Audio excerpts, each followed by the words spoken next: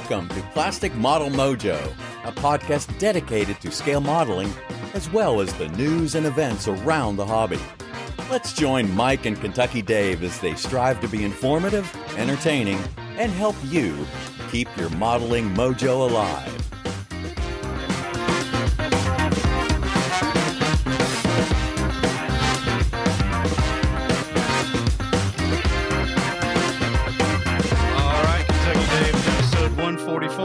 Yep, I am looking forward to it.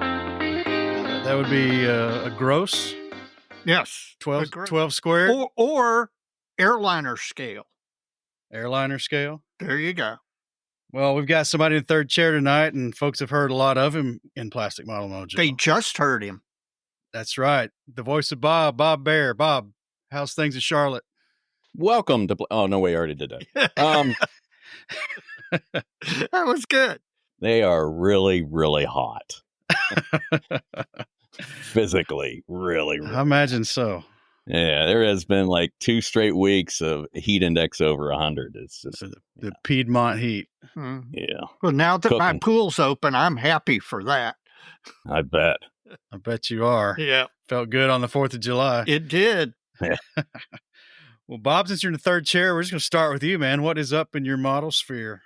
Yeah, I'm in model sphere. Well, let's see. I got a few things working on the bench. I've got, of course, the never-ending story of me building the P-38J from Tamiya. And then I jumped over and started working on the Revell SR-71, trying to get some of the wheel wells painted up a little bit and start assembling that here in a little bit. And I've been working on an old HO steam engine, so there you go. Keeping it busy. Well, I mentioned to you, I think, in a direct message, though, on that SR-71, go take a look at Chris Wallace, Model Airplane Maker's YouTube on that, because he did a really excellent job on that black finish. What amazes me is that's black without using black. Exactly. That's so cool. I love it. I can't wait to get to that. I'm gonna try that because it looks great. He's also been working on some brass locomotive too. Yeah. Yep. Nice. One of Dad's old ones that just kind of gotten beaten up over the years. So I took it apart and cleaned it up. And I meant Wallace. Wallace has been working on. Oh, has he? Oh, I'm sorry. He fixes stuff for the local shop up there on occasion, and he sent me this picture of it's like an old traction locomotive, like a box cab kind of thing. Mm-hmm. And I don't know, it's some old Japanese brass thing. Wasn't working. It's working now. Well, good. Glad you're getting bench. We'll get into those in the benchtop half-drive report in a little more detail. But Dave, what's up in your model sphere? Well, in my model sphere, the pool's open. It's hot. It's not the model sphere. It's the backyard. Well, my model sphere has kind of been compromised by the fact that my 88-year-old mother took a fall recently and broke 6 ribs. So she was in the hospital 5 days, and she's finishing up about 12 days of rehab and will go home tomorrow. But what that's done is, of course, family comes first. So that's kind of given my modeling and my model sphere a back seat. However, I have been anxiously looking forward to the Nationals at Hampton, been plotting what we're going to do, where we're going to do it, and who we're going to do it with. And that's got my juices flowing. That's kind of kept me going through some tough times here lately. So, and I've gotten a little modeling done, which we'll talk about at the benchtop halftime report. But my model sphere is good. Your model sphere, Mike, calls for answers. Answers? Yes. Mojo listening public demands answers. They want to know why you, a modeling fluid connoisseur, were pictured at my pool on July 4th holding, nay, drinking a Pabst Blue Ribbon. Red, white, and blue can, man. What do you have to say for yourself? It was the 4th of July. I make no apologies. into the 1970s, it was the king of beer. Yes, but, it was. Yeah, for beer bong. for certain brewers in the St. Louis area Yep. who had a bigger marketing department. They've promoted a lesser product to the masses.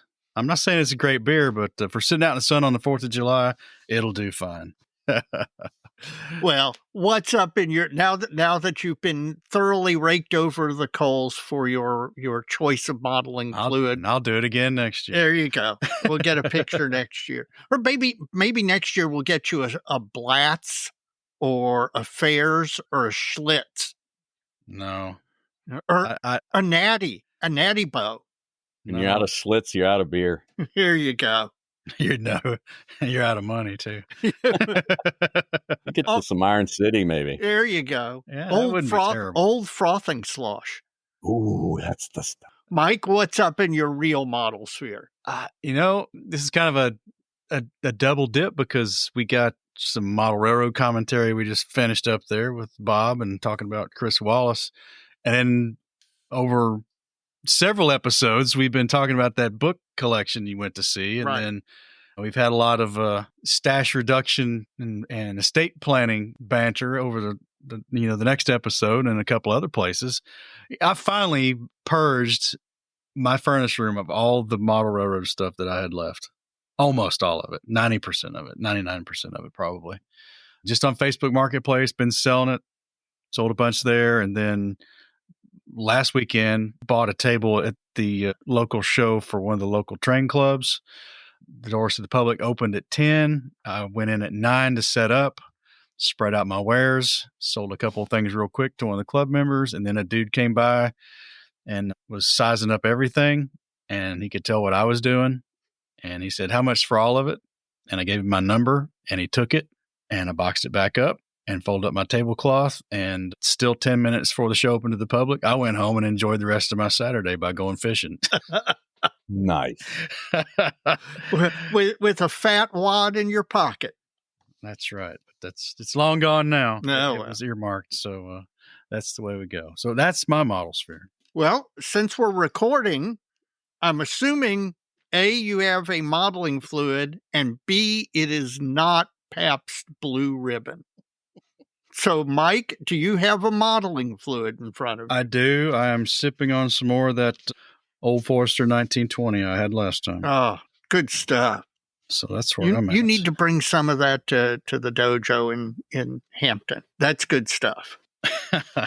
Bob, do you have a modeling fluid? I do. Oh, listen to that. Knocked the bottom out of that glass. Glug, glug, glug, glug, glug. A little Buffalo Trace for the evening. Nice. So you can get that in Charlotte. You can't get it that's right. It helps with if one of the guys has a daughter that works at the ABC store. Oh, that's great. That's right. North Carolina has ABC stores, don't they? Mm-hmm. Yeah. Well, Dave, what do you got? I've got a modeling fluid too. This is another one of the modeling fluids sent by listener Ken Schaefer. This is Two Roads Brewery's No Limits Hefeweizen. That one was good. Yeah, I think I'm going to enjoy this. I know I gave you yours. I hadn't had this one from the group that he sent us. And so I figured tonight was the night, and so far it's good, and I'll let you know at the end. Well, we got plenty of listener mail. Yeah. Cool. So, Bob, you'll get a chance to offer your comments on these as well. And we're just going to get started with the stuff that's come in through the email chain, Dave. All right. Up first, someone we haven't heard from in a while from Saginaw, Michigan, Scott Stikowiak. He came by the dojo a time or two in the past. And I guess one conversation we had with him in Madison. Yeah, Madison. I can't remember if we saw him in Madison or in Amps, but is it Madison? No, it could have been. Yeah. How to handle the deluge of people and have Mike and Dave not get kicked out of the hotel. Wristbands. He's got something. He's got an idea, and we'll have to talk about that offline. But okay, looking forward to that. Yeah, I am too. One way or the other. Yes, we're not exactly sure how that's going to work this year, given our arrangements, but We'll work something out. Bob, you gonna make it this year? I am. I'll be there. I was going to say, heck, it's a hop, skip, and a jump for you. This is exciting for me because it will be the first one I've been able to drive to. Oh, that's great. That means you can bring a lot of models. And as long as you make sure that you don't bring a little sports car, but you bring something big, it means you can fit a lot of purchases on the way back. Yes, I will be bringing Marv. Marv? Yes. What is Marv? That's Marv is short for Missile Acquisition Recovery Vehicle. Oh. It's an 88 Blazer that's been modified a bit. Oh, cool. Well, that's cool. Is Mrs. coming with you this year? She decided not to. The plan was that she was going to come along, but she just decided that she didn't want to go. So I actually had reserved some extra time at the beginning, so I'll cut some of that out and then just be there for the good stuff. Well, clearly she's a smart woman. Yeah, I think so. Yeah. Up next, Joel Munson. And he says he just got back from 2 weeks in Japan. He lived there for 2 years in high school at the Yokosuka Naval Base and went to the Niall C. Kinnick High School, alma mater of Mark Hamill. Really? Also known as Luke Skywalker. Yeah. Okay. And I know who Niall Kinnick is. Well, he wanted to vouch for some of the stuff that Harvey Lowe was talking about. Mm-hmm. He can confirm the existence of the "How do you even have this" kits over in the Akihabara section of Tokyo, and he wanted to add to Harvey's point about passports getting you a discount. A lot of it is encouraging foreign shopping from tourists to, it's basically removing their VAT. Right. But it's still kind of odd that happens up front. When I was other places I've traveled, that's usually not the case. And right. If you want to get that back, you got to go apply for it on your end. Right. And that's the way it is in Canada, is if you spend money and keep your receipts, there's a form you can fill out and you can get some money back on the back end. Well, if you go to Japan, you're going to get that 8% back on food. Yeah. Interesting. Bob, you ever been to Japan? I have not. It's one of those bucket list things. Well, I've been, but I didn't get to do this thing like Harvey did. And as he's talked about in the last episode, that sounds like a fun time. Yes. Jason Campbell from Middle Tennessee is written in again, Dave. Okay. He went to the Chattanooga Model Con and had a great time. Wish we could have gone. Yeah, we did not. No. But I saw they're going to pick up their original date in January. Yes. So they're going to flip around and have another show in 7 months. Yep. And we need to, since January is usually dead time, you and I need to plan to go. Well, we'll see what happens. Yeah. That one got moved because of weather, right? Yes. I think it's weather that barely happened in the end, but it was too late. Once you call it, you call it, right? Yeah. Yep. Kind of like schools in Charlotte when it gets grazed up in the wintertime. Hey, if there's 1 inch of snow out there, everything closes. Yeah. It's Dunsville. Well, he had some conversations with some of the Chattanooga club guys. Now, he's not in Chattanooga proper, but he decided to attend their July meeting, which is going to be July 21st, which is not too far off. And he's going to be presenting a meeting and talk about the Gundam community and Gundam modeling and all that. And he said it was met with enthusiastic support, and they offered to lend assistance, which he only needed a TV and an HDMI cable. So, Jason, we look forward to hearing about that. Yeah. Maybe you can take that show on the road.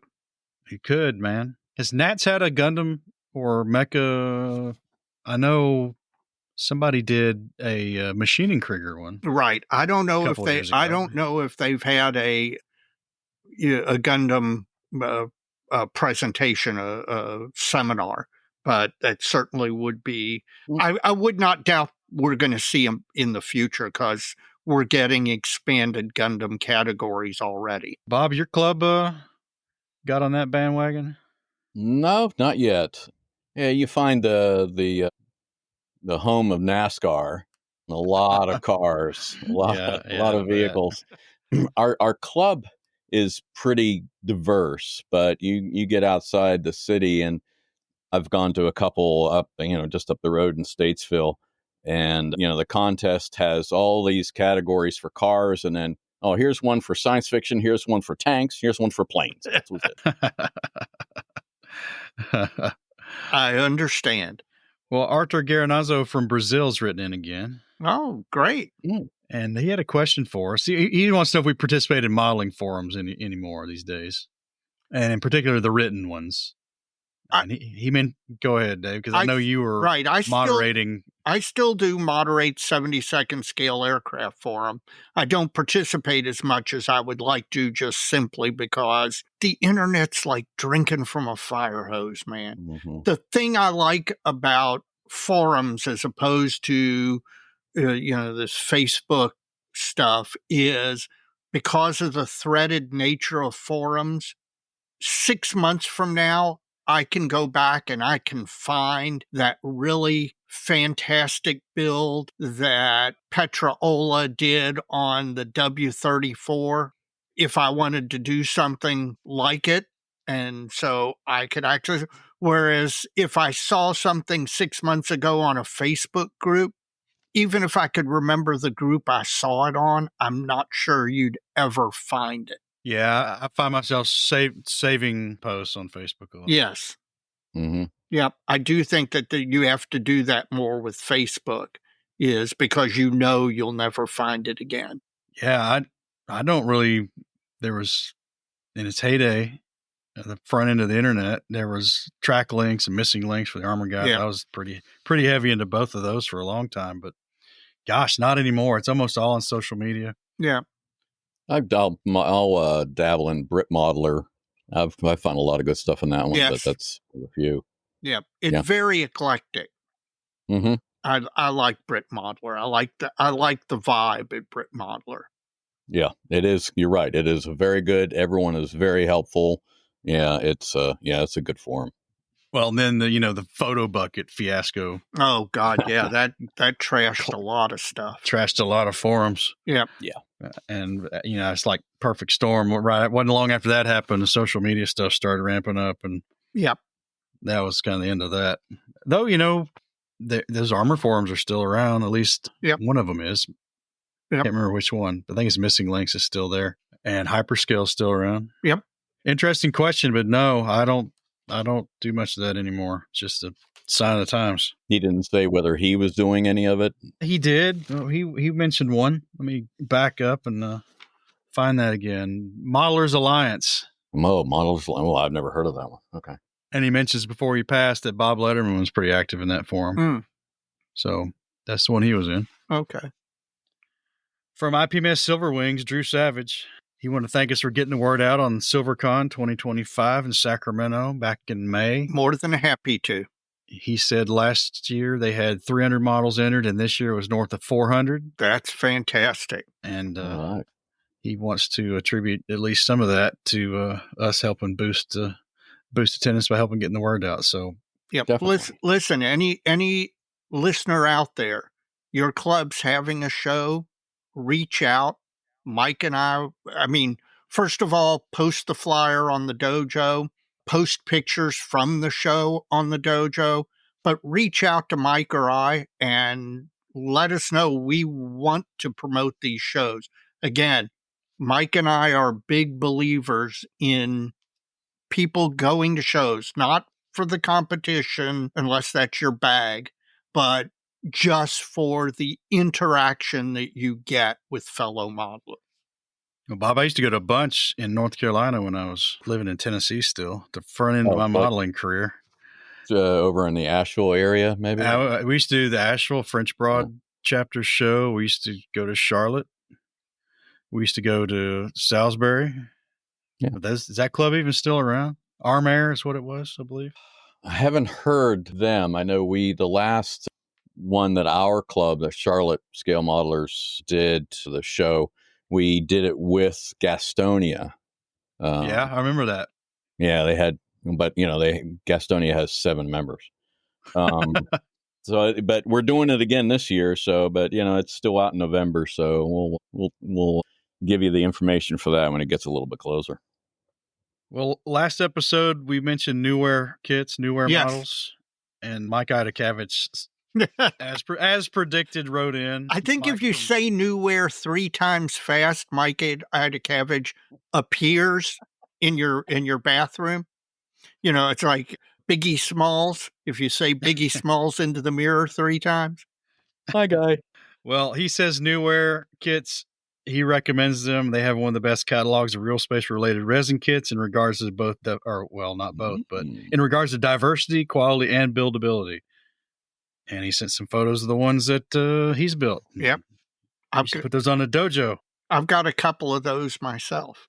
Thomas, the man behind Newware and its founder, is a really great guy. And Mike has known him since the late 90s. And he joined a few of the real space modelers at the IPMS National Convention in Orlando to take in a shuttle launch. Oh, wow. So that was probably fun. Yeah. Yeah. And Mike says when given a choice of picking up a real space kit, he tends to select the Newware version when there's overlap. So there you go. Newware. Expect a big order, Newware, from David Goldfinch. That's right. Yeah, no kidding.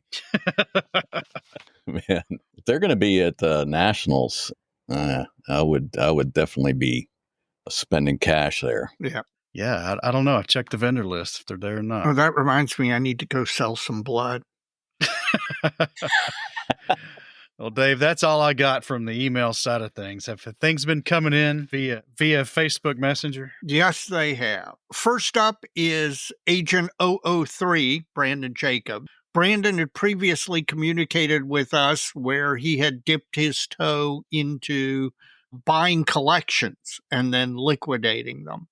And he's bought another collection, sent me some photographs, a lot of classic Airfix and Frog and Matchbox in the old style boxings, which led to a couple of conversations.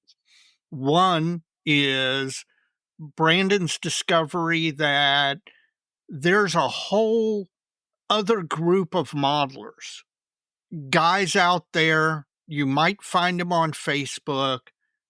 They build alone. They don't interact on modeling Facebook groups. They're just people who like to model quietly. Says, you get everything from folks just gluing parts together to full-blown top quality modelers. And he said that was kind of eye-opening to him, that there was this whole other subculture. And that led to the discussion of the subculture of folks who collect models, not to build, but they actually collect models, older models, and want particular boxings with particular box art or particular styles of box. And said it's this foray into buying and liquidating collections has led him to a much expanded view of the hobby. Interesting. Because we interviewed a guy here locally that's got a pretty big vintage kit business. Speaking of which, I need you to put me in touch with him. We need that's on my list. I need to do that. Stuff you want to buy, Dave? No, he has a whole bunch of decals that he needs help organizing. That's true. You don't, and I can't resist decals. Oh, speaking of which, Brandon sent in a wheel question, and I will forward that wheel question to you. It was a really good one, and right.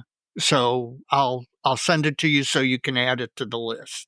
Brandon's great, man. He is. He's living the life, man. He's just living the life. Him and I kind of bonded in Texas. Yeah. We spent a lot of hours sitting at the bar drinking. No. Yeah, believe it or not, there was some kind of fluid involved. Yeah. And we really had a good time together. That was good. Martin Hulst reached out. He had gotten one of the early Arma Hawk 75 kits, the French markings, and it's a kit that I'm very much interested in. He got it for a test build / review build, and It's still technically under wraps, but he was kind enough to reach out and tell me what he encountered about the kit, because obviously I'm very interested in it. So overall, very nice kit. Like any model kit, there are things you need to pay attention to. That was very kind of him to help me with my curiosity. Terry Wilkinson reached out to us to make sure we're going to be at the Nats, because he's tired of carrying around modeling fluid that he's got for us. And he's not the only one. Several people have reached out to confirm that we definitely, truly, really are going to be at the Nats because they have modeling fluid for us.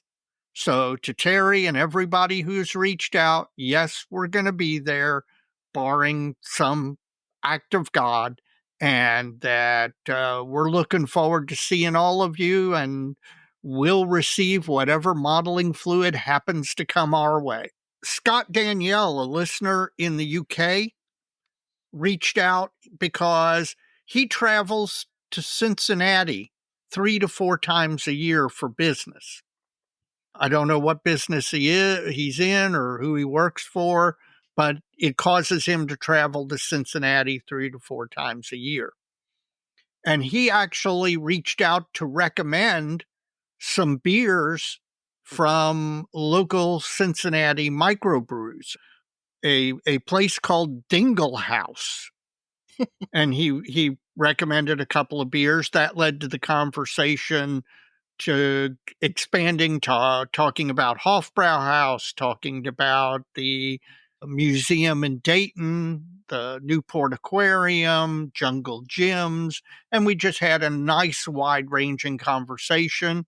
And I'll say again what I told him in the DMs, which is if ever on any of these trips to Cincinnati, he gets a day where he can take a ride for about an hour and 20 minutes down the road, he can go to Scale Reproductions, and I'll meet him there and give him the personally guided Scale Reproductions tour. Well, Cincinnati's kind of like Nashville, man. They're want for a good local hobby shop. Yes, they are. Yeah. Which is surprising. Yep. I am surprised. The next DM is from one of our fellow podcasters. Robert Adams with the Insanity podcast reached out because, they have just like we have the dojo, they have a group, and the revenge of Mark Zuckerberg struck, and suddenly they had in their group one of these AI chatbots generating posts and interacting and being a pain in the butt that nobody asked for. And he had remembered my dealing with it an episode or two back. And he reached out because he wanted to kill it and he couldn't figure out how to kill it. So I basically walked through with him killing this thing. And man, I just wish Facebook would stop doing stuff like this. It's a pain in the butt. But we were happy to help out our friends over at Insanity. What'd it take to kill it? Stake in the heart, a couple of silver bullets? They don't, as you would expect, what they do is they hide it as far deep down into menus as they can possibly do because they don't want you to kill it. And so they make it as tough as possible to dig down into the menus to find the right place where you can turn off all the settings. I managed to walk him through it. He managed to kill it. I'm happy for him. And Zuckerberg, please stop doing stuff like that. Two more. One, our friend John McAvoy reached out and sent 4 wheel questions. And I will pass those on to you, Mike. And they were all really good questions. So this is the moment I'm going to take to thank everybody who's sending wheel questions. We need to repopulate the wheel. You can DM them to me, but the best way to make sure that they get to where they need to go is email Mike at plasticmodelmojo@gmail.com and send him your wheel questions because we're looking forward to doing another wheel episode. Yeah, that's fun. I love that. Well, let's have you back for a wheel. Yeah, that's right. We I got to have love Bob it. for a wheel. Yeah, I'd love that. That'd be great. Finally, listener Dave Waples, who we've heard from before. Mm-hmm. Dave was in the Shenandoah National Forest, which, by the way, is as close to heaven as you ever get on Earth. And he was at an establishment and he saw on the menu, on the beer menu, Gumball Head. Having been a loyal listener for a long time, he knew what Gumball Head was. He ordered it and he was very pleased with it, said it was an excellent beer. So he reached out to let us know, and I'm happy to convert another person to Gumball Head because it's a really, really good beer. So how much do you get from them? Nothing. And we should get something from them. Yeah. I'm telling Mike and I even made a pilgrimage to the brewery last year. And in fact, Mike, I need to talk to you about whether we're going to do that again this year, because I would like to do that again this year. I mean, at least a 6-pack a month would be, Yeah, really. right? Right. Yeah. Or send us a pony keg. You know? Yeah. Oh, Yeah. I like that. That'll last a day or two. That'd be good. So that's it from the DM side, Mike. All right. So, folks, if you want to get in contact with us, you can do so like Dave just said. You can email me at plasticmodelmojo@gmail.com or send a direct message via the Facebook Messenger system that goes to Dave. Or you can send it through the web feedback link in the show notes of this and each and every episode. So let's hear from you, folks.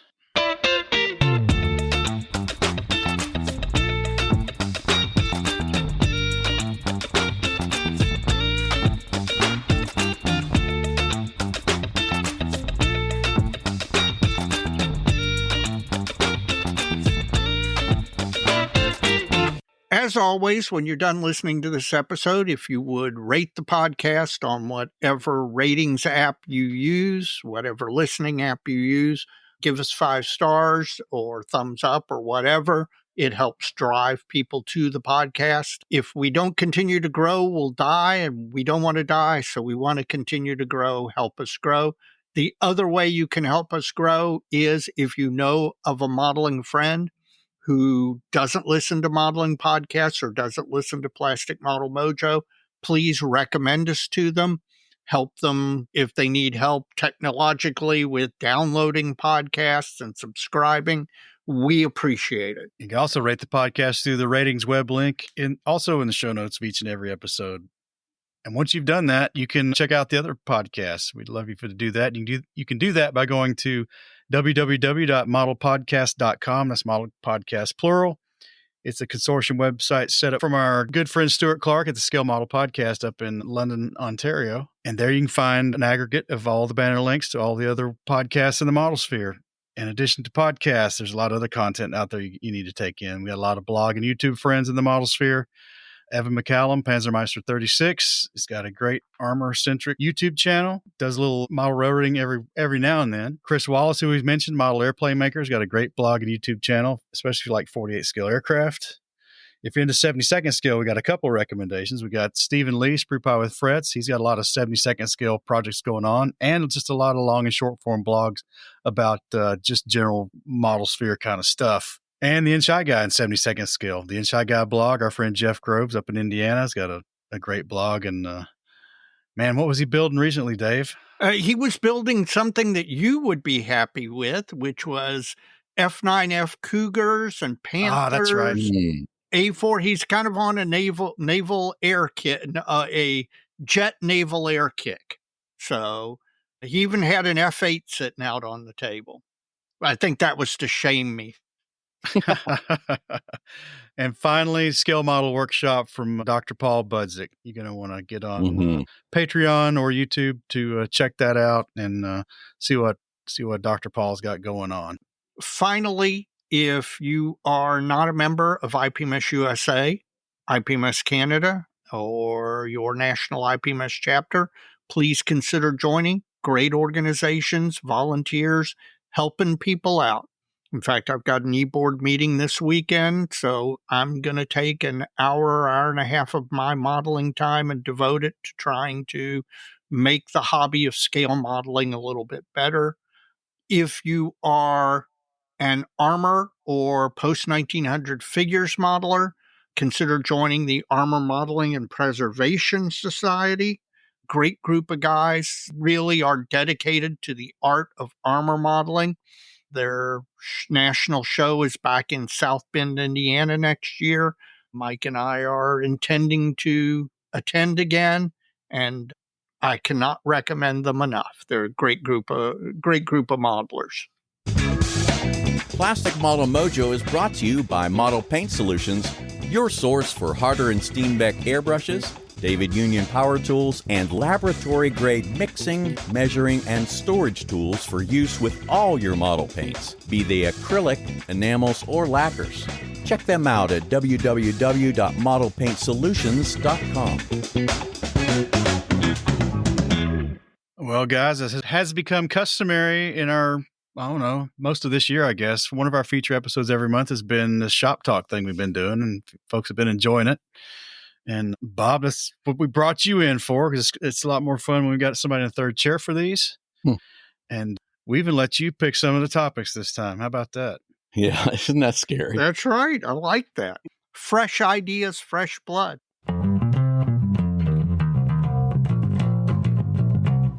Well, topic number one is aftermarket. Somebody make me stop buying it. Who's going first, Bob? I guess you're going first. Yeah, let's let Bob go first. You got a little aftermarket problem?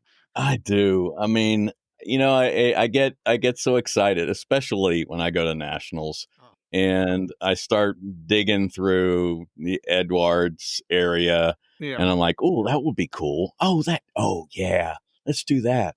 So, I mean, and I did that with this P-38 I'm working on. So I'm like, oh yeah, well, I need both engines, right? And I need the flaps, and I need the cockpit, and I need the preach, brother. And it's just, so I even with this SR-71, I'm trying to control myself and just get a few things that really are necessary. But if I see something, it's a shiny object. Oh God, I'm yes. gonna want it. Well, and here's where my name's David. I'm an addict too. Bob, if you look over when you're going through that Edward or CMK stuff, you'll probably see me standing next to you. I have the same problem. And in addition, two additional things about it. One, yes, I buy a lot of this stuff, but I rarely use it. And two, sometimes when I use it, it sabotages my modeling, because these things are aftermarket by definition. They are not part of the kit, and you have to alter the kit in ways large and small to use the aftermarket sometimes. And then you may find that having done that, it makes the build much more difficult. And so I think that's part of why I end up buying way more of this stuff than I actually use. Now, Bob, be honest with me.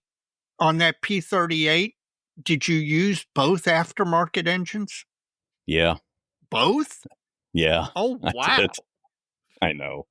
Well, I almost consider one of them as a test, and then hopefully I can get the other one to be even better, and then that will be the one that I expose. Okay, so wait a minute. Are you telling me you're going to have an aftermarket engine in this model that is going to be covered up? That's possible. That is definitely possible. We'll see when I get there. I love it. You make me feel so much better about myself, Bob. Thank you. I was thinking there for a minute, you need them to make it match, but they're inlines, aren't they? Yes. Yeah. It's not like you got a cylinder bank you can see from the front of the cow. That's right. That then it would make sense. to replace them both, because the plastic one's just not going to look as good as the other one you replaced if you don't replace them both. But there is so much of this piping that is required for each one of them. It's really a kit in each one, including the gun bay as well that I did. Yeah, it's just incredible how much work goes into that little engine. I can't stop it. I look at the stuff and I'm like, oh man, that's going to look so cool. Okay, I have to ask, on your P-38, quick count off the top of your head, how many pieces, don't count decals, how many pieces of aftermarket are going to be on this model? Well, so we're counting each engine? Yeah, count each engine separately, count each wheel separately. Oh, that's right. The wheels and the landing gear. Yeah, that too. It's going to be the gun bay, which also includes the parts of the fuselage that cover it too. And then both the engines. I've got the flaps. I decided to purchase flaps as well. Landing gear, weighted wheels, cockpit. Yeah, and that gun bay. That should be about it. Man. That's going to be a lot of aftermarket, man. And it's so much butchering of the model. There is no model I've ever had before where I had to use a saw. There you go. Does it hurt your soul a little bit to cut into to that fine Tamiya plastic with that beautiful molding on it? Does it kind of hurt you when you cut into it? It hurts a lot. I mean, it's just because I know there's just, okay, here it goes. No going back now. No going back now. Oh, that's awesome. Mike, you've got an aftermarket addiction. Maybe not a huge one. I do. It's not as bad as it used to be. I've got a lot of obsolete aftermarket back there.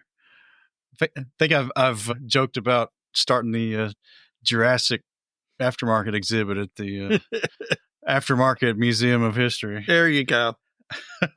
Yeah, I got some real junk back there, which is something worth mentioning. Is like there's still some bad stuff out there, but generally the base quality of most aftermarket nowadays is way better than it used to be. Yes. And with 3D printing, it's getting better and better. My problem is the way I model, I would pick and choose. So I'd buy, there's several projects that I know I bought 3 or 4 photo etch sets for the same subject, for the same kit. And I've picked and chosen out of that.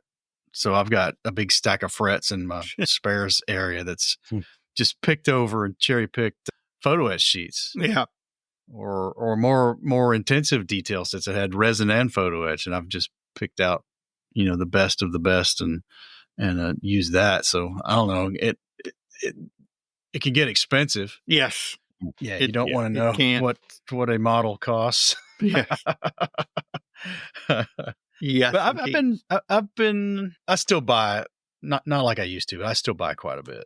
Yeah, I do too. And if you threw decals into here as well, we'd be off the charts on a whole nother planet, because that's a whole separate type of aftermarket that I have no willpower at all.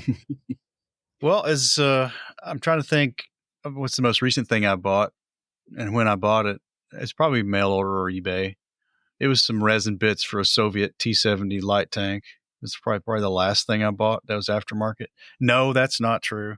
No, they're Aber parts for my KV-85 projects, which I'll get into in the benchtop halftime report. But that's probably the last thing I bought. We've not had the what broke your wallet segment in the podcast now for probably, going on 4 months.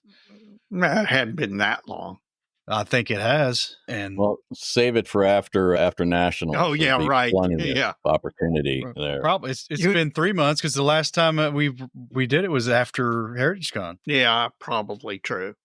Yeah, well, that'll be the special Dave declares bankruptcy episode. So I've not looked at the national convention to see what aftermarket folks. Oh, we know Edward's going to be there. Oh yeah, but I don't know if there's any. Gosh, there's so many now. Yeah. I'll be interested to see what new 3D print companies show up. People you've never heard of before. Or digging through the junk boxes. Well, that too. That's how you end up with the Jurassic aftermarket collection. Most of that I bought when it was new. Yeah. A lot of it's in those boxes. You ever dig through those boxes, Bob? I have.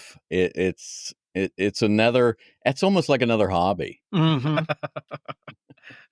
Searching through the bargain bin. It's like panning. Yeah. It's like panning for gold. You look through. Kind of is. You look through a lot of dirt, and every once in a while, you get a fine molds KI-43 for $15. From Harvey Lowe. From Harvey Lowe, as a matter of fact, yes. Wrong scale for him. Anything else on aftermarket? No, other than God save me from it.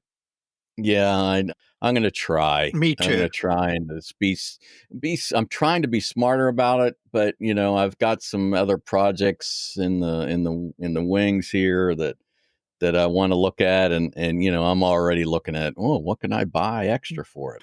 Hey Bob, you and I may need to get matching shock collars for the Nationals and just walk with each other, and every time you reach out to touch some aftermarket. Well, Bob, I got a question for you because you've built some sci-fi stuff. Mm-hmm. That's an aftermarket genre I'm not familiar with. So I know there's like companies making Starfleet decals and stuff like that, but is there folks making physical 3-dimensional aftermarket parts, photo etch and stuff for, I don't know, Star Wars or Star Trek or whatever your fancy is? There is a good bit of that out there. There's more of the photo etch kind of stuff for that, just to kind of bring up the details than just the the regular 3D or resin type pieces. But yeah, there's quite a bit out there that also teases me in that way. Luckily, a lot of that, the real space, there's not a lot of regular plastic kits. So when you buy some of these, from resin makers or some of these specialty places, it's already pretty good. Maybe that might be a way for me to stop doing it. Buy real space kits. Buy real space kits. There you go.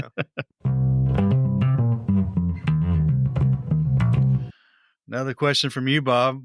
Mm-hmm. What do you think of online locations for get-togethers and builds? That's kind of something that kind of morphed out of COVID lockdowns. Mm-hmm. Yeah. The advancement of technology. And I'll start this one. We've got a group, our Canadian friends, we get together. It's about time to do it again. We kind of got a little irregular this summer. And, this entire year so far, we haven't done it too many times. But usually on a weekend, we'll get together and just turn on the cameras and sit there and build and shoot the breeze. It's funny, though, because this has gotten pretty big with a lot of, I know some of the other pods do it a lot. We don't really do it through the podcast like they do, but a lot of people are using Discord for this. Right. But what I think interesting about it is in 2020, when this kind of started getting legs because of all the lockdowns, everybody was lamenting that they had to do it this way. It did allow, when, you couldn't get together because of COVID, it did allow clubs to continue to get together and kind of kept the cohesion going. I know our club, the Military Modelers Club of Louisville, did it quite frequently. And it really did serve to hold them together. Now, I will tell you, I don't think it's as good as in-person get-togethers, like the Saturday morning model sessions that we have here in Louisville. But if you're a modeler in Yellowknife, Canada, or Provo, Utah, or someplace where you might not have a lot of other modelers to get together with to build or to interact, I think that this is really a great way for people who are kind of in isolated positions or with only a couple modelers near them to be able to get together with a wider audience. It's a good. I don't think it replaces regular in-person model meetings, and I don't think it replaces going to model contests, which, I mean, there are virtual model contests, and that's all fine and good, but you just don't get the same interaction that you get going to an actual place and meeting face to face with actual people. I don't think human interaction is going to be replaced by virtual interaction anytime soon. Yeah, I agree with that. I mean, there's nothing better than sitting around with a bunch of buddies and building, right there, you can throw stuff at each other and so forth. But we just don't. I don't have that locally, right? So it just, that's kind of a replacement for me to kind of get in there and just, instead of me, just sitting there in silence or music or whatever else is going on, I can just see, hey, what are you doing? Hey, or just a question, how do I do this? Yeah. What else can I do? That kind of thing. It's nice to just be able to just pick your head up and say, hey, what do you think? Instead of having to type something in or look for it or something like that. Yeah. Well, have you got a regular one you participate in? I do jump into the Insanity Discord when I can, when I see people in there. Yeah, I try and jump in there at times. Have you gotten involved in squadrons get-togethers? I think they're on Wednesday nights. Yeah, I have not done that yet. No, Yeah, I know haven't that they either, do but that. I want to take a look at doing that.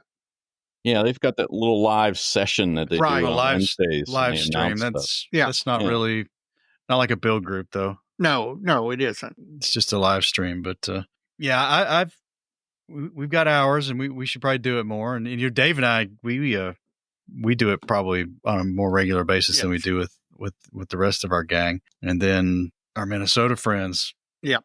We're trying to get that one going too, but everybody's been busy of late, apparently. Absolutely. It has been. We're not the only ones going through these life things.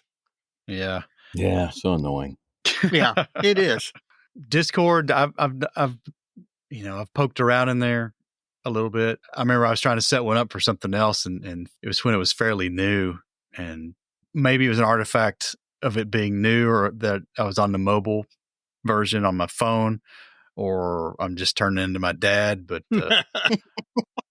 I found it rather unintuitive and a little disorganized, the different groups and stuff. I probably ought to check into that again. That could just be me being an idiot. I don't know. So, you've got, along with the live stream portion of it. Yeah. Discord will often have, they'll set up all these separate rooms, and, how granular do you need to get to? I just want to go in and see what people are doing, instead of saying, having to search through a bunch of different types of rooms. I'd rather just go in there, look for what I want, and if I'm going to go live stream, just jump in there. And then, but I've jumped in on I didn't do it this past one, but the year before, the 48 and 48 group build. Yeah. That was fun.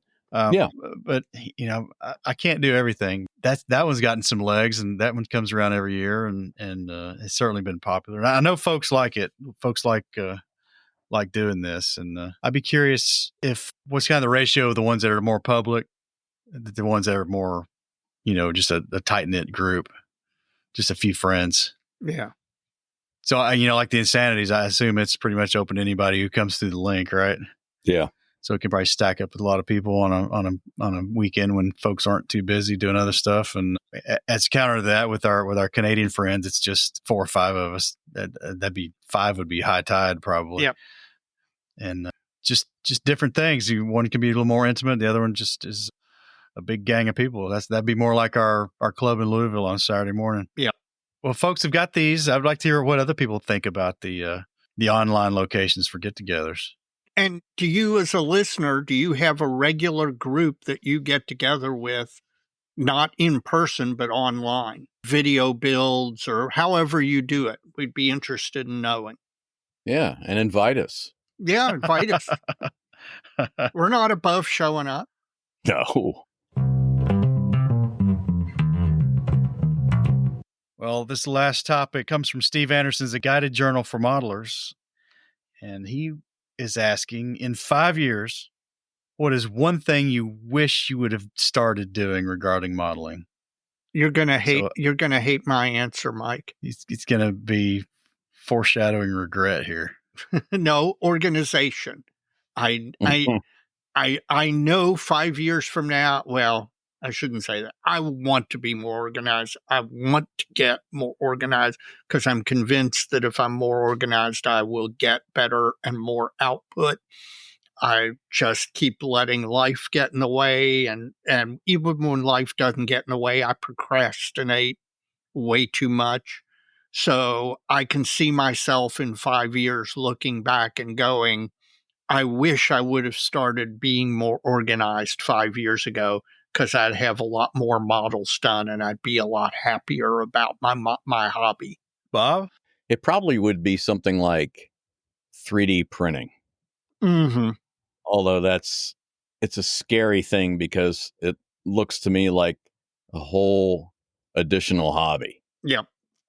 And but I can see where that just you can see where that has really brought something new to the whole world of model building, I think. And and I like to be on that cutting edge at times, but I'm always afraid of, I'm going to buy this 3D printer and then next week there's a better one, and then I'm going to Yep. The next big thing. Yeah. Or just the next iteration. I know there's modelers I follow and I'm friends with, and I know more than one who've, just in the time this podcast thing's been around, 2019, 2020, they've already had three different printers. Yeah. See. Now, on the plus side, printers are getting cheaper. That churn is not going to hurt quite as much as each generation not only gets better, but cheaper. But it's not just the fact that you're buying, you're replacing your printer. It's getting it past the wife. Why are you buying another 3D printer, and why are you keeping the old one? Well, you've got to have a backup. Yeah. And then you got to have a backup for the backup. Yeah, it becomes just a never-ending story of more and more printers and more hardware and less space. Yeah, that's always been a fear to me. It's why I've kept away from it. I've decided I'm not going to do it. I'm going to wait until they come up with actual stuff like on Star Trek. We just ask for it and just it appears. I think for me on this one, it's well, the one thing that come to mind is starting to develop my figure painting. Because the way I model my slow progress and the way my projects are usually fairly well defined from the start, I just don't get an opportunity to incorporate much of this into those builds. So I don't get a lot of practice. I don't get a lot of replication and repetition to develop that skill. And I haven't got to the point yet in my desire to do this. Maybe in 5 years, I wish I had the desire to do it. Right. Mm-hmm. If for me to do that, I would have to just work on it as practice and I would think that my fear is it would be unrelated to any project I had going on at the time. It'd be this extracurricular activity of learning to be a better figure painter. Mm-hmm. And that is a block of time I've yet to be willing to parse out of my hobby time to go just do that. But I've got to say, I would recommend that you do. I would encourage you to do that because I do think, unlike aircraft or ships or cars even, I think a figure with a piece of armor adds context and dimension in ways that you don't see it or need it in the other genres. And so I do think that, having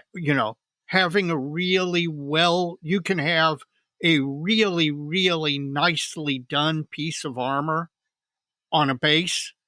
And I think as long as you do the figure well, as long as, it's to the same level of quality, that adding at least a single figure or half figure adds to a piece of armor modeling in ways that isn't true across any other genre.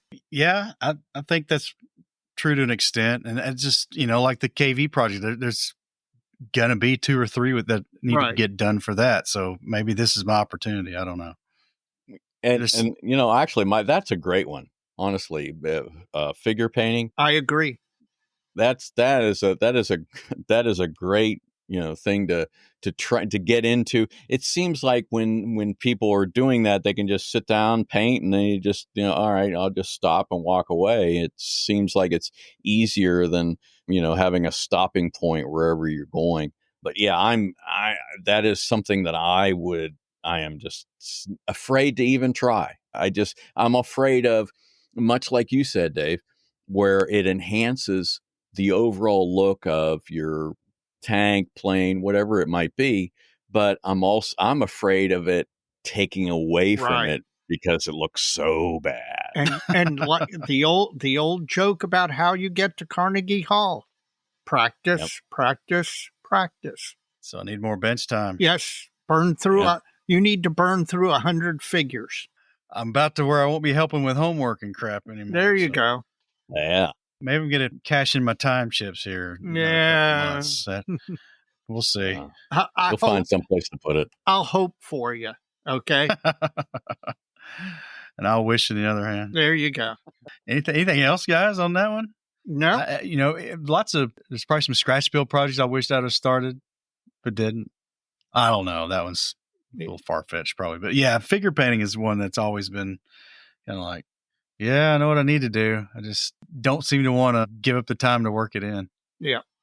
So it's just like all the other, things that we do, even just the airbrushing or, testing things. We've all discussed, well, you got to have a test mule, and I sort of have one, but do I really use it all the time? No, not even close.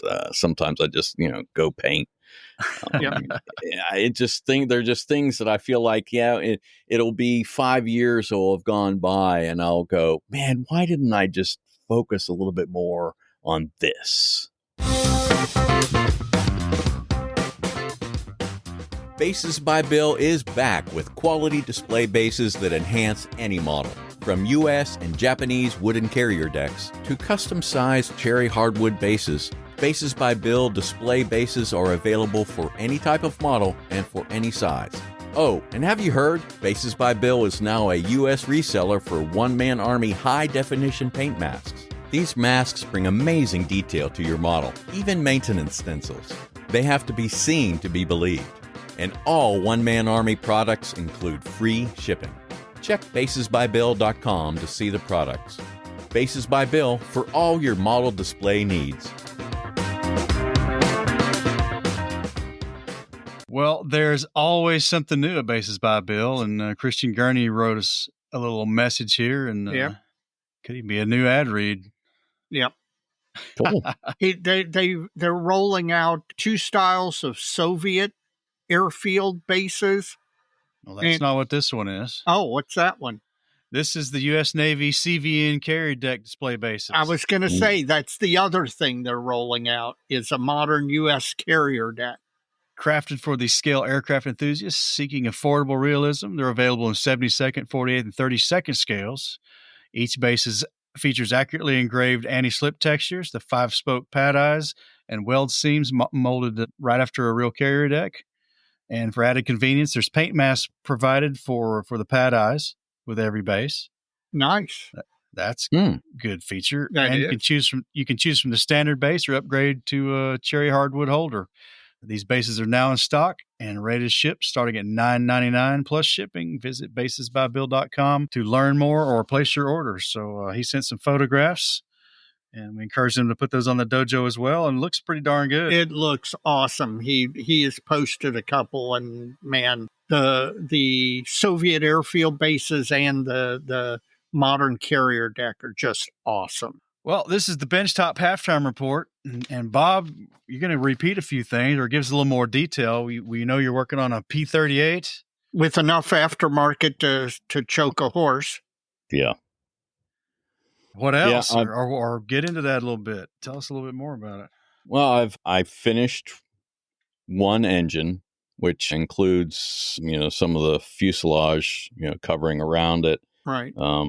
And I've built up, at least started the second. I was for a time I was trying to do them parallel, but that just became too much. So I've set that one engine aside, and I've got the other one on the bench right now, and just starting to do some of the piping and other wiring and so forth for it. And then I've got, as I said, I've got that SR-71. I did pick up a minimum, what I considered a minimum of aftermarket, and replace the wheel wells and so forth, and the nacelle, I think, or the engine nozzles, the burner cans. Yeah. So I've gotten some of that primed, so I'm ready to start painting on that. Man, I'm loving these AK markers. Those are great for that kind of stuff. Really? Stuff.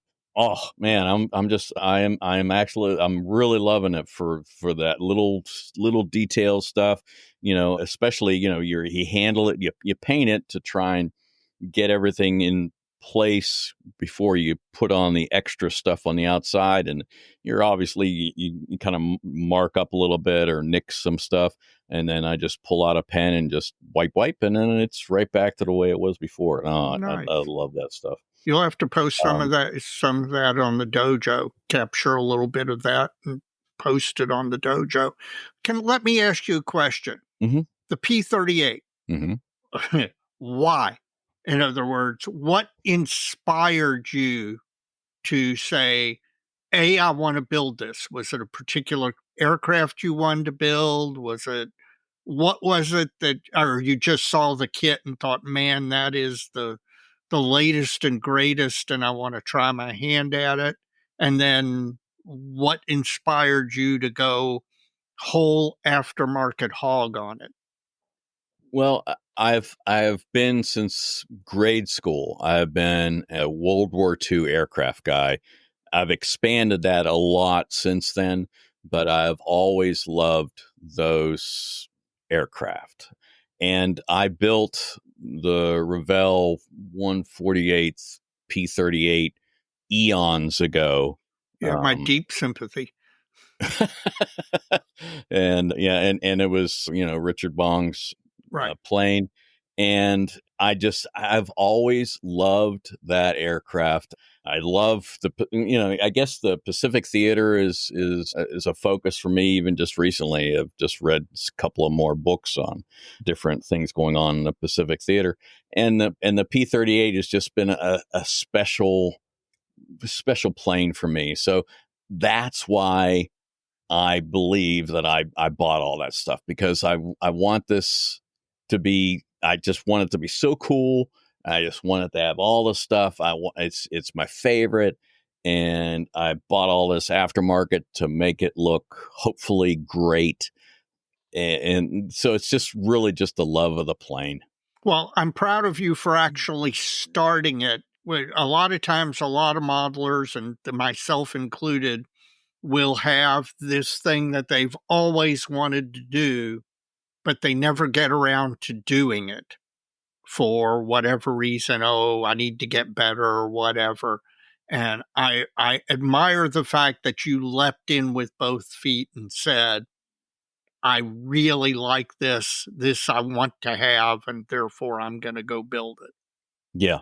Yeah. I really just, it's always been one of my favorite planes. I love, the look of it.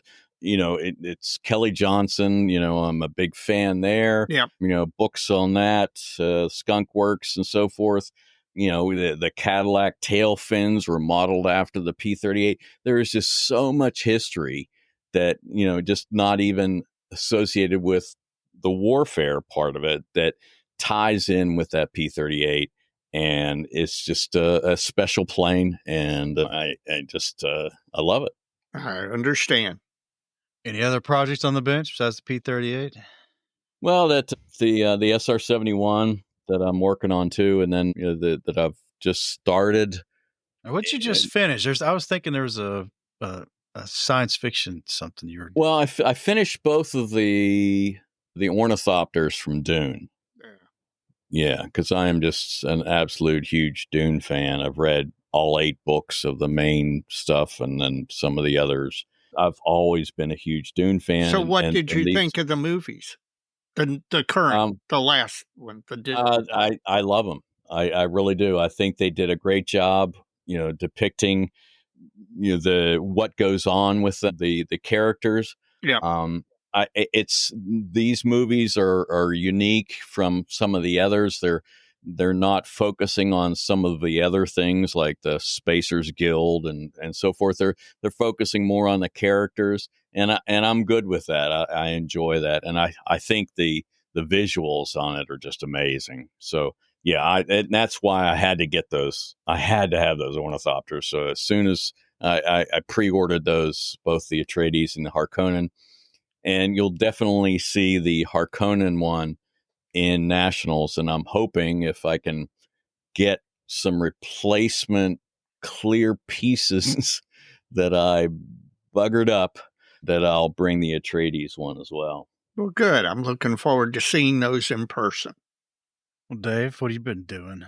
Well, caring for my aged mother mostly, which I'm not complaining about at all. The woman deserves every bit of my attention. But I have been getting the modeling done. We're coming up on the Nationals, and I have a group build part of a group build project for the Nationals.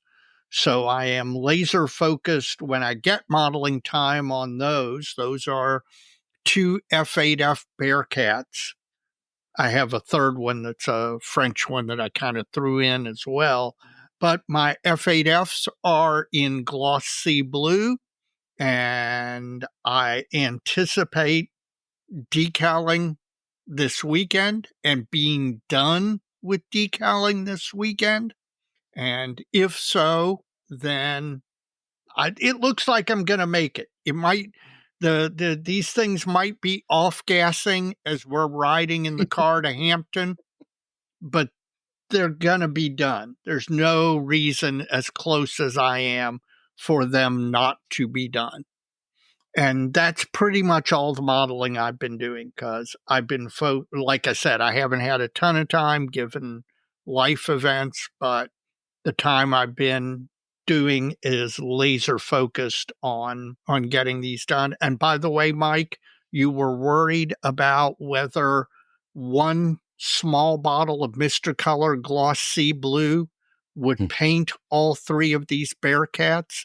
The answer is yes, with plenty to spare. Ah, well, good. So nice. I like the Bearcats. I was counting on you screwing up. Thank you, Mike. These Hobby Boss kits, they're the simplified kits, and yes, they're simplified, but they're not bad. If you want to build a markings model, a model that you're not worried about putting all the piping in the gear well and super detailing a cockpit and opening up the canopy and all of that stuff. If you just want to build a Bearcat and put markings on it and have it look like a Bearcat, these are good models. And they're relatively inexpensive and they're easy to build, which I clearly need. So I'm happy with them. That's it for me, Mike. How about you? It's been still a lot of work on the KV-85. So where are we on the 85? I've been working on the toe points on the front and back. Now I mentioned some aftermarket just Aber toe shackles. That's what I'd bought. And I was griping to you. We were online one night and I couldn't find the things. Well, I finally found them. Decided I didn't like them. That's another aftermarket problem. The extensions on the front of the hull seem to scale out pretty right for the width, but they won't fit between the toe shackles, the Aber cast brass toe shackles. So I was like, I just didn't want to get into making them thinner because there was holes behind them where you put the tab in the hole in the front of the hull. And if you made them narrower, all that was going to show. You got to fill all that. So I reverted back to the kit toe shackles, but they're not on the model yet. The points are the extensions. Now, on the front, I've gone back and used some styrene rod to do the weld seams around those, and that was really straightforward on the front because there's a flat plate that they were welded to, but on the rear, it's a curved plate they're welded to, and they put the bases for the extensions. They molded those into the rear plate instead of having them part of the extensions like they are on the front. And it took me a while, but I figured out a way to do that.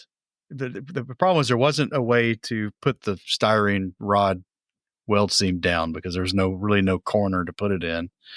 And there was no clean way to scribe a groove to put it in because it was a fairly shallow thing you were dealing with. So what I did was I kept putting liquid cement on those factory or kit molded weld seams. And then once I got them pretty soft, I just went back with a dull X-Acto and textured those out a little better to make them match the ones I'd done on the front a little bit better. But luckily it's when it goes on the scenic base, it's climbing the berm of the railroad tracks. And so the back end's kind of sinking down. Yeah. You're not going to have a lot of visibility to them is what I'm getting at. The fronts are going to be obvious. They're going to be almost pointing in the air, but the ones on the back are kind of going to be in the shadow of the overhang of the rear plate of the armor. So yeah, don't overstress on something that nobody's ever going to see. I'm trying to think what's next. I'm turning around and looking at it. Well, how close are you to primer? I'm still a ways away yet. I did the spare tracks. There's a little bit of photo etch on the spare tracks, the little cleats that those mount to. Right. Got those done. I didn't talk about those last time. So I've got the spare tracks done. So I'm working my way down the fenders. The next thing I have to do is there was 4 fuel cells, 2 on each side, cylindrical ones on these KV-85s. And I want to have like 3 of them empty with just the straps flapping loose on them. Right. And then one that's actually on there. So I've got some 3D print files for those that are pretty nice. I'm going to print those again and see if I want to actually use those. But quite a ways back, I actually filed all the kit detail off those areas of the fenders to do something different. So I got to do it one way or the other. Yeah, that shouldn't be. You don't want this build to last 4 years, right? It already has. Well, okay. I mean, why not make it 8? Another 4 years. That's a good question. How much longer has it got before it's ready for primer? Not the front part of the hull's done. It's not that much. I've still kind of got a hurdle to get over for the intakes on the top of the engine deck. Oh, you still haven't found the right mesh? Now that I understand the sizing of the mesh I was ordering off eBay, there's a batch of 3 sizes I'm going to order, and one of those ought to be the right one. I just don't know if it's going to be the larger or the smaller or the one in the middle. Pull the trigger, man. Order it. It's not much money, but yeah, that's what I mean. Just haven't done it yet. Other than that, that's the only thing I've been working on. Well, good. I'm trying to push that one down the road, man. Yep, let's get it done. Yeah, be ready for nationals, right? Yeah, that's right. Next year. Plastic Model Mojo is brought to you by Squadron. Head on over to squadron.com for the latest in kits and accessories, all at a great price and with great service. Are you a modeler on the go? Check out the Squadron mobile app for your Apple or Android device for easy shopping from just about anywhere. Squadron, adding to the stash since 1968. Well, they're still releasing new models, hoping to see some of these things at the Nationals available for purchase. What have you seen announced lately that is a fave or a yawn for you? And I'm going kind of weird this episode. So be That's for prepared. sure. Be prepared. Kind of weird. Kind of weird. It's like being sort of pregnant. Like sort of, well, nah, probably not like sort of pregnant. I'm going outside the box. I'm shaking things up. So Mike, give me your first favor yawn. Well, this was from a company that we ordered something from a long time ago. Okay. Chino Model in Japan. Mm-hmm. Remember we bought those TKS track sets? Yes, that I sent on to Evan because there's no way I was going to build those. They have a new kit. They've been doing a lot of stuff of late. And this is an Imperial Japanese Army Type 89 15-centimeter cannon. Oh, nice. So I love the Japanese artillery.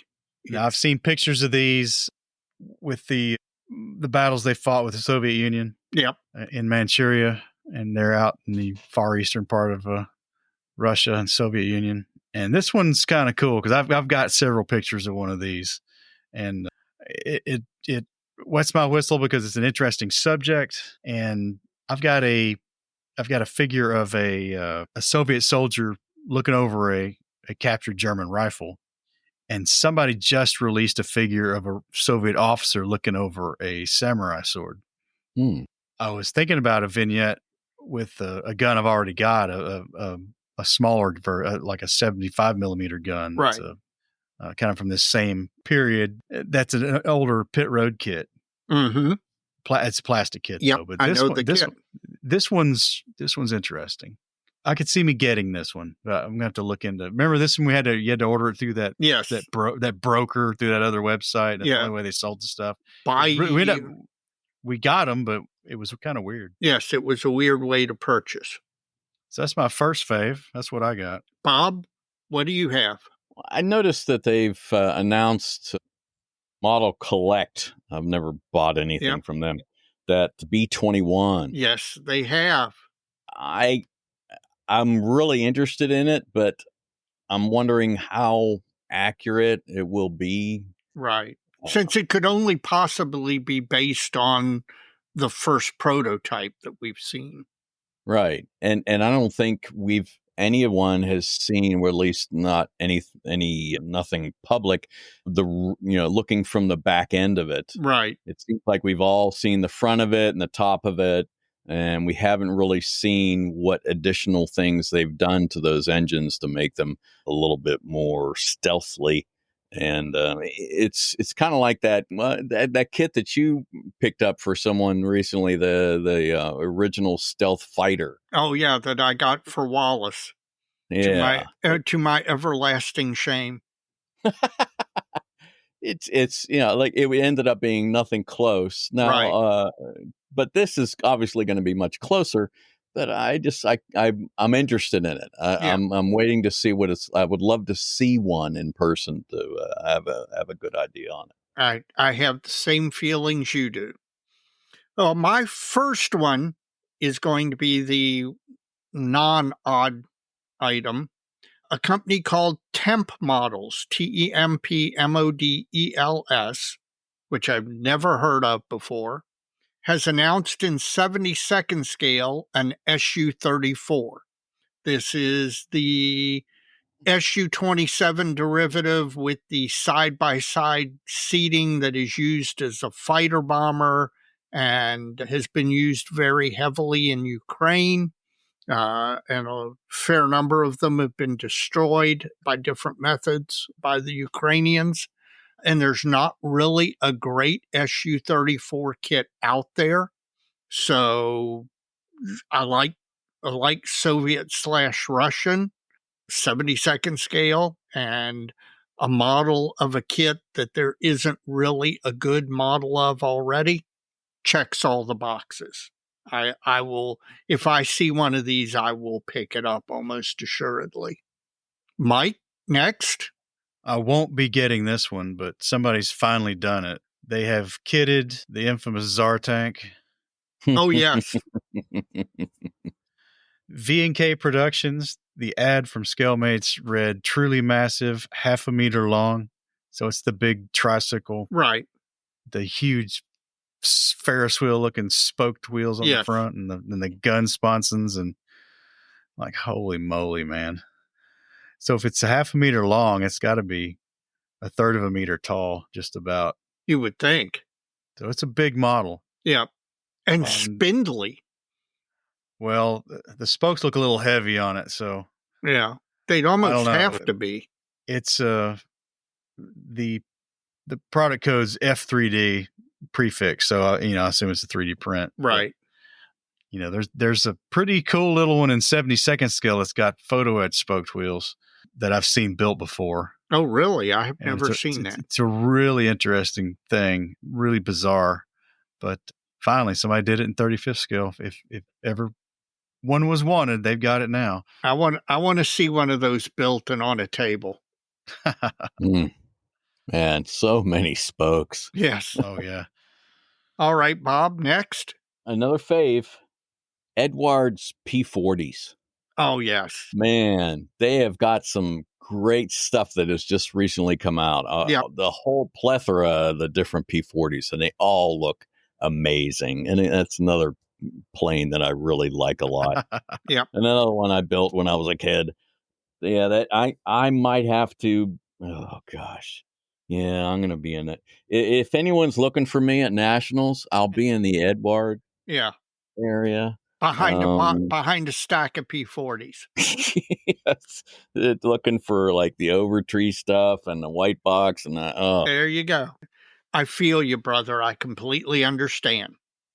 Well, my next one. Now, again, this isn't one I personally am going to buy, but it's one that I think is cool, and I'm happy for our friends, the car modelers. There's a company called Mini Retro that is doing an MG Midget in 24 scale. Oh, that's cool. I've got a huge soft spot for the little sports cars of the 60s and 70s. The MGs, the Shelby Cobras, the little Fiat Roadsters. Triumph Spitfire. Bug-eyed Sprite. Exactly. Yeah. I mean, the original minis. Even the Carmen Ghia convertible. All of those. And it's something that I think is cool. I like it. I really like the genre, the model. If I was going to build a car model, this might be the one that I would end up building. So, Mike? This is my last one, and it's another fave. The yawns were probably all the white noise of 3D printed accessories coming out in 35th scale. Amen. As usual. Gecko Models has announced a Mark I Matilda 1. Yep. In 35th scale, which will obsolete my Vargas 3D printed kit that I paid a lot of money for. It had a warp front on it. So warped after I bought it, but still not easy to fix. Now I don't have to. Now you don't have to. I would be real curious, and I think we hashed this out with Evan offline a while back, that Gecko is kind of the phoenix from the ashes of Bronco. Right. Something like that. Yeah. So I don't know. I don't have a Gecko models. I don't think. I have to check the stash. Yes, you do. Oh, yeah. I bought one at Heritage Con last year. Yes, you do. Yeah. Another British tank. An A11. So I guess depending on how closely they subscribe to the Bronco design paradigm, this kit could have more parts than the real tank. It's possible. It's possible. But I'm happy to see it. That's a good one. Yeah, this is a good one. I'll definitely get this one. Even though I've got the 3D print, I'll still buy this. Yeah. So you got a last one, Bob? I've got a yawn. Okay. We welcome those. Meng's coming out with an F4E from the Turkish Air Force. Okay. F4s, that's like the tiger of airplanes. Right. And I am probably going to get massacred for this, but I am not a big F4 fan. I've always believed that all the angles and things that you had to add on to it means that you didn't design it right to begin with. So I just like, here's another all you're doing basically is taking the same kit and putting Turkish decals in it, basically. And that's, I mean, how many F4s do we really need? Well, what scale is it? It's 1/48, I believe. Yeah. Okay, so. Well, I mean, you remember the F4 was America's proof that if you strapped powerful enough engines to it, you could make a brick fly. Brick fly. Mm-hmm. Yep. Now, I've got a soft spot in my heart for the F4, but that's neither here nor there. I understand your feelings. This is another one, my final one. It's weird, and I'm not saying I'm buying it. I'm just... It's not one of them big-eyed anime girly things. No, it is not, but it's adjacent. It's a Pokemon. No, Aoshima has announced, and it doesn't say the scale, a Winnie the Pooh and Piglet figures. And, we were talking with Harvey Lowe about Japan and the fact that it is truly, really different. And I think nothing illustrates that more than a company like Aoshima deciding to kit Pooh and Piglet. Does it come with 100-acre wood? It apparently does not, but you can't have everything. So, I said, I gotta ask: are these the Disney-based ones, or are they the sketch art from the original manuscripts? They look kind of like the Disney. Okay. I mean, they don't look as much as like the A.A. Milne books, the illustrations in the A.A. Milne books. They look more like the Disney Pooh and Piglet. So. Oh, bother. Yeah, if that bothers you, then don't get it. But I'm just bringing to your attention that there are Pooh and Piglet, Winnie the Pooh and Piglet figures being released in Japan as we speak. There you go, folks.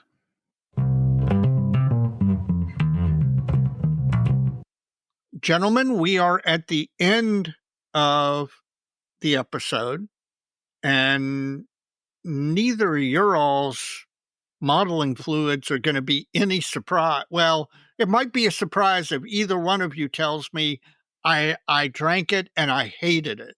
But other than that, how was the modeling fluid, Bob? Well, the bottle's empty. Oh, God.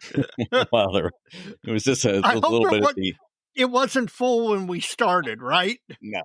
No, it was. Okay. It was not. But good. That's okay. I have another bottle in the cabinet.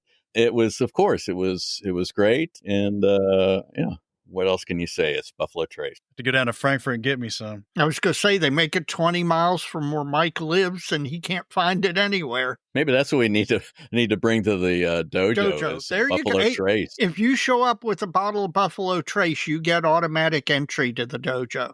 Oh, boom. I'm here to guarantee it. I'm trying to think. Somebody gave us a big bottle last year. Yes, they did. Was it Belsheim? Did he give us that? I don't remember. And that's shame on me. Maybe he did. I think it was. The Old Forester 1920 is my favorite out of their Whiskey Row line. So yeah, it can be a little hot on the front end, but once you get past it, it's got a lot of flavor. I've said now it does kick a couple times before. It does kick like a Kentucky mule. You do not want to accidentally over imbibe on it because it will hit you. Yeah, have a full stomach or a little ice. Right. There you go. Well, how was yours? I've had it. So I was going to say, I don't know about you. I really enjoyed it. Very good. It's got a little more body for a Hefeweizen than I would have otherwise thought. And I think that's probably because it's got both a little bit of rye and a touch of spelt in it. So that gives it a little more body. It's 5% alcohol. So as far as it's just a classic beer, middle of the road alcohol wise. Great taste, eminently drinkable. I enjoyed the heck out of it.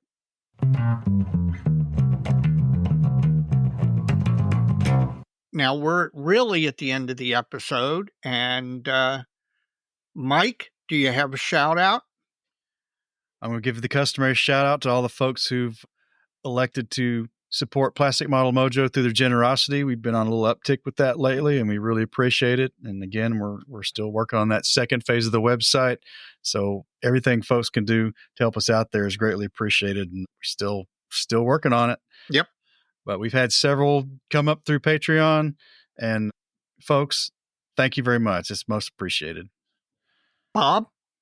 Oh, definitely. I've got one. Okay. It's to Kentucky Dave and Mike. No. It's you guys every week or every 2 weeks you guys appreciate the people that listen and the people that help you with it.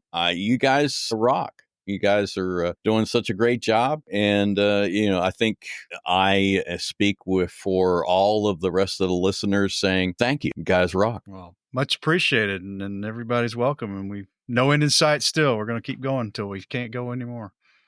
Well, you kind of stole my thunder because my shout out was to the voice of Bob, because he has been a great friend of the show. Everything from doing our ad reads and our announcements and bumps and all of that. And hosting the podcast roundtables at Nats when we did that. I was going to mention that. And responsible for one of the things that I treasure the most from a Nationals, which is the caricatures that he had done for all the podcasts. And mine, Bob, if you'll come back to Wonderfest again, you can come over to my house again and hang out by my pool, and I will be happy to show you where that original print is framed in my house. It has a place of honor. So thank you to Bob Bair, the voice of Bob, for all that you've done for us. Thank you, guys.